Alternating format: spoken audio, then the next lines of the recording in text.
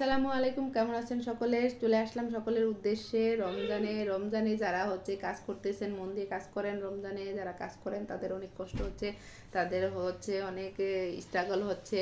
আর যখন আপনি কষ্ট করবেন, স্ট্রাগল করবেন, আপনি পারিশ্রমিক পাবেন অবশ্যই। আর রমজানে কাজ করলে বেশিরভাগই মেয়েদের হচ্ছে মানুষ কটু কথা বলবে আপনি রোজা রাখছেন কিনা, নামাজ পড়ছেন কিনা, আপনি ফেসবুকে লাইভ করতেছেন, ভিডিও আপলোড করতেছেন, অনেকে অনেক কথা বলবে। আপনি আপনার লক্ষ্যে স্থির থাকেন, আপনার নামাজ, আপনার রোজা আপনি করবেন, কাউকে বলার প্রয়োজন নেই, ওটা আল্লাহ দেখতেছে।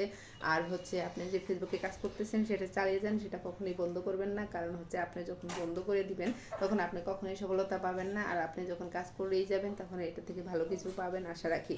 আর আপনি যখন ভালো কিছু পাবেন তখন সবাই আপনাকে সেল আউট করবে, তখন সবাইকে কটু কথা বলবে না।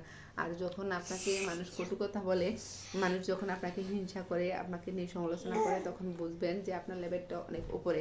কারণ হচ্ছে হিংসা তাকে নিয়েই করে যখন কেউ সফল হয়, আর হিংসা তাকে নিয়েই করে যখন কেউ হচ্ছে ভালো কিছু করতে পারে বা ভালো কিছু করতে যাচ্ছে, তখন হিংসা করে।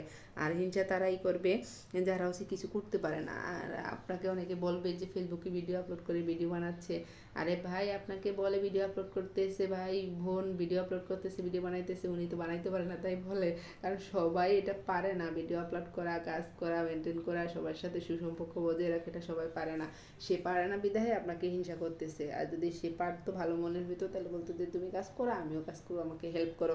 আর কারো যদি কোনো হেল্পের দরকার হয়, কোনো কিছু জানার দরকার হয়, আমাকে মেসেঞ্জারে নক করবেন, আমি অবশ্যই আপনাদেরকে সাহায্য করার চেষ্টা করব, সবার পাশে থাকার চেষ্টা করব। ফেসবুককে অসংখ্য ধন্যবাদ, মেটাকে অসংখ্য ধন্যবাদ, আমাদের এত সুন্দর একটা প্ল্যাটফর্ম দিয়েছে।